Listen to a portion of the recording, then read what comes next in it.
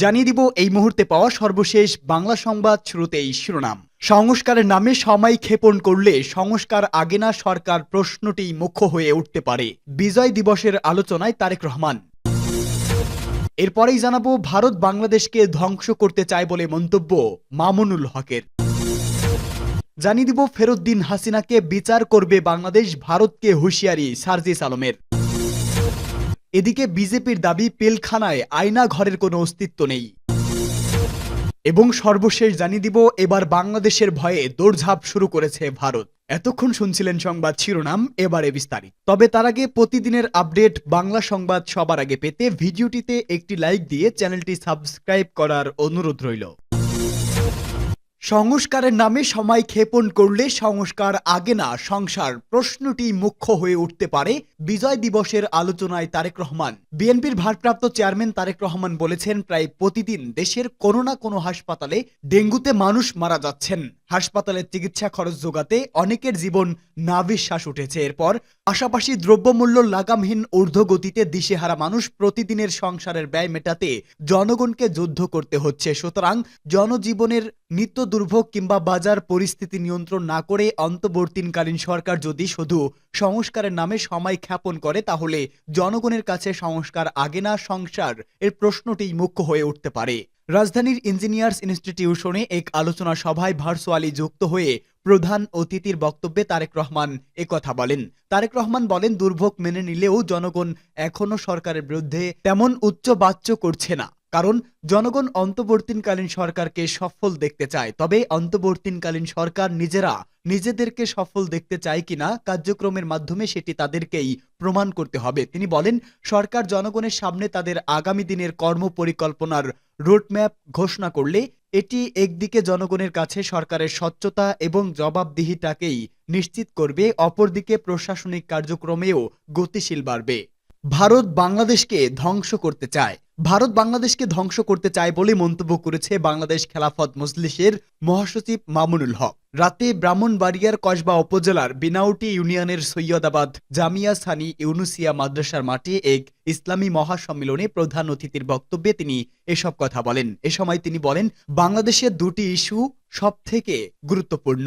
একটি হচ্ছে ভারতীয় সাম্রাজ্যবাদের আগ্রাসন, আর অন্যটি ধর্মনিরপেক্ষতা। গোটা বাংলাদেশ আজ ঐক্যবদ্ধ।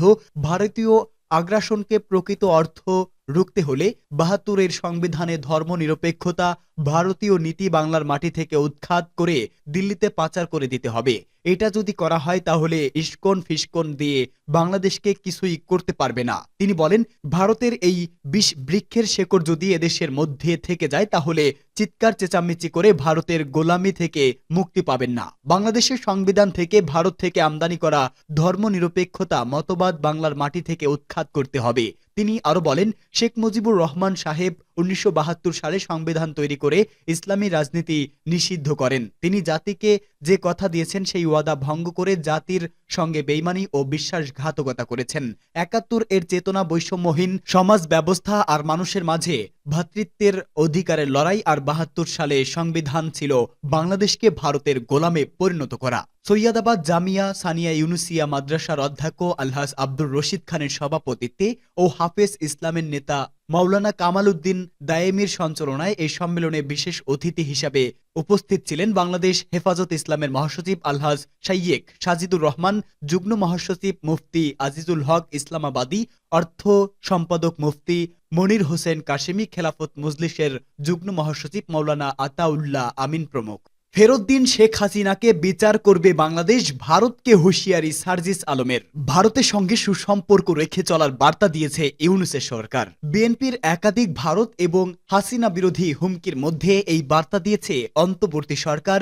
এবার দুদেশের মধ্যে সম্পর্ক ভালো রাখার জন্য ভারতকে হুঁশিয়ারি দিলেন জুলাই শহীদ স্মৃতি ফাউন্ডেশনের সাধারণ সম্পাদক সার্জিস আলম। তার দাবি, দুদেশের মধ্যে ভালো সম্পর্ক রাখতে চাইলে আশ্রয় না দিয়ে ভারতকে ফেরত দিতে হবে শেখ হাসিনাকে। বাংলাদেশের মানুষই হাসিনার বিচার করবে বলেও জানান তিনি। গত ৫ আগস্ট পতন হয় শেখ হাসিনা সরকারের। সেদিনই বাংলাদেশের ক্ষমতাচ্যুত প্রধানমন্ত্রী শেখ হাসিনা চলে আসেন ভারতে, তারপর থেকে ভারতেই রয়েছেন তিনি। তাকে ভারতে আশ্রয় দিয়েছে বলেও দাবি বাংলাদেশের। যদিও কোনো স্ট্যাটাসে হাসিনাকে থাকতে দেওয়া হয়েছে তা নিয়ে এখন পর্যন্ত কিছুই জানায়নি ভারত। হাসিনা চলে আসার পরে তার বিরুদ্ধে ২০০-র বেশি মামলা দায়ের করা হয়েছে।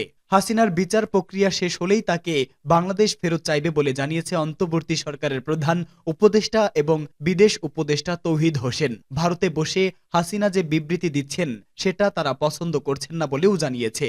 দুই দেশের সম্পর্ক বাধা হয় হাসিনার এমন মন্তব্যকে ভারত সমর্থন করে না বলেও জানিয়েছে বিদেশ মন্ত্রক। তারপরেও হাসিনার নাম না করেই ইউনূসকে কড়া বার্তা দিয়েছেন। এ নিয়ে কেন্দ্রীয় সরকার এবং প্রধানমন্ত্রী নরেন্দ্র মোদীকে নিশানা করেছে বিএনপি। আরেকদিকে হাসিনা ইস্যুতে ফের ভারতকে হুঁশিয়ারি দিয়েছে সার্জিস আলম। রাজশাহীতে জুলাই শহীদ স্মৃতি ফাউন্ডেশনের পক্ষ থেকে জুলাই বিপ্লবের শহীদ পরিবারগুলোকে আর্থিক সাহায্য করা হয়, সেখানেই হুমকি দেন সার্জিস আলম। তিনি বলেন, ভারতের সঙ্গে বাংলাদেশের সম্পর্ক কি হবে তা তাদের কাজের মাধ্যমেই নির্ধারিত হবে। সম্পর্ক ভালো রাখতে চাইলে শেখ হাসিনাকে আশ্রয় না দিয়ে ফেরত দিতে হবে ভারতকে। সেই সময় বাংলাদেশের প্রাক্তন প্রধানমন্ত্রীকে খুনি বলেও উল্লেখ করেন তিনি। এর আগেও ভারতকে নিশানা করে বক্তব্য দিয়েছেন বাংলাদেশের বৈষম্য বিরোধী ছাত্র আন্দোলনের এই নেতা। পিলখানায় আয়না ঘরের কোনো অস্তিত্ব নেই, বিজিবির দাবি। বর্ডার গার্ড বাংলাদেশের সদর দপ্তর পিলখানায় আয়নাঘর ছিল দাবি করে বরখাস্ত হওয়া সিপাহী শাহীন আন্তর্জাতিক অপরাধ ট্রাইব্যুনালে অভিযোগ করেছেন। বিষয়টি সদর দপ্তরের নজরে এলে বাহিনীর পক্ষ থেকে নিজস্ব ফেসবুক পেজে প্রতিক্রিয়া জানানো হয়েছে। বিজিবি বলেছে, পিলখানায় আয়নাঘরের কোনো অস্তিত্ব নেই। উদ্দেশ্য প্রণোদিতভাবে এমন অভিযোগ এনে দেশপ্রেমিক বিজেপিকে বিতর্কিত করার চেষ্টা চলছে। বিজেপির ভেরিফাইড ফেসবুক পেজে পোস্ট হয়, বিজিবি শৃঙ্খলা, পেশাদারিত্ব এবং নিষ্ঠার সঙ্গে সর্বদা দেশের সুরক্ষা করে চলেছে। কিন্তু সম্প্রতি বরখাস্ত সিপাহী শাহীন আন্তর্জাতিক অপরাধ ট্রাইব্যুনালে বিজিবির বিরুদ্ধে মিথ্যা অভিযোগ করেছেন, যা উদ্দেশ্য প্রণোদিত ও ভিত্তিহীন। সিপাহী শাহীনের বিরুদ্ধে বিজিবি শৃঙ্খলা ও মর্যাদার পরিপন্থী গুরুতর অপরাধের প্রমাণ রয়েছে। পোস্টে বলা হয়, শাহীন একজন বিবাহিত ও 2 সন্তানের জনক হওয়া সত্ত্বেও কর্তৃপক্ষ ও স্ত্রী অনুমতি ছাড়া 2022 সালের 30 জুন সোনিয়া আক্তার নামে এক নারীকে বিয়ে করেন। পাশাপাশি সামাজিক যোগাযোগ মাধ্যমে উম্মে তাসনিম ও খাদেজা নামে আরো 2 জন নারীকে বিয়ের প্রলোভন দেখিয়ে সম্পর্ক স্থাপন করে, যা শাস্তিযোগ্য অনৈতিক কর্মকাণ্ড। বিজিবি দেশের সীমান্ত ও আইন শৃঙ্খলা সুরক্ষায় আপোষহীন উল্লেখ করে পোস্টে বলা হয়, বাহিনী অত্যন্ত সুশৃঙ্খল, দায়িত্বশীল ও আইনের প্রতি শ্রদ্ধাশীল। যে কোনো অপরাধী বা দুর্নীতিবাজ সদস্যের বিরুদ্ধে আইনি ব্যবস্থা গ্রহণ করার নৈতিক দায়িত্ব। বিজেপি নৈতিকতা ও শৃঙ্খলা রক্ষায় বদ্ধপরিকর বলেও হুঁশিয়ারি দেন তিনি। বাংলাদেশ নিয়ে এবার দৌড়ঝাঁপ শুরু পশ্চিমবঙ্গের গভর্নরদের। বাংলাদেশ নিয়ে ভারতের পশ্চিমবঙ্গ রাজ্যের গভর্নর সিভি আনন্দ বোসের দ্বারস্থ হয়েছে প্রদেশ কংগ্রেস। বাংলাদেশের সংখ্যালঘুদের উপর কথিত নির্যাতন নিয়ে দেশটির কেন্দ্রীয় সরকারকে কূটনৈতিকভাবে সক্রিয় দাবি জানিয়েছে দলটি। একই সঙ্গে সীমান্তে বিএসএফ এর নজরদারি বাড়ানোর আহ্বানও জানিয়েছে দলটির নেতৃবৃন্দ। সংবাদ মাধ্যম আনন্দবাজার বলেছে, বাংলাদেশের সংখ্যালঘুদের উপরে কথিত নির্যাতন বন্ধ করতে কেন্দ্রীয় সরকারকে কূটনৈতিকভাবে সক্রিয় হতে রাজ্যপাল সিভি আনন্দ ঘোষের কাছে দাবি জানিয়েছে প্রদেশ কংগ্রেস নেতৃত্ব। সন্ধ্যায় কলকাতার রাজভবনে রাজ্যপাল ঘোষের সঙ্গে দেখা করতে গিয়েছেন প্রদেশ কংগ্রেস সভাপতি শুভঙ্কর সরকার, সাবেক সভাপতি প্রদীপ ভট্টাচার্য, দলের নেতা অমিতাভ চক্রবর্তী সহ অন্যান্য প্রতিনিধিরা। বাংলাদেশে অস্থিরতার সুযোগ যাতে কেউ সীমান্ত পেরিয়ে না ঢুকে পড়ে তার জন্য বিএসএফ এর নজরদারি বাড়ানো এবং রাজ্য সরকারের সর্বদল বৈঠক ডাকার দাবিও রাজ্যপালের মাধ্যমে জানিয়েছে কংগ্রেস নেতারা।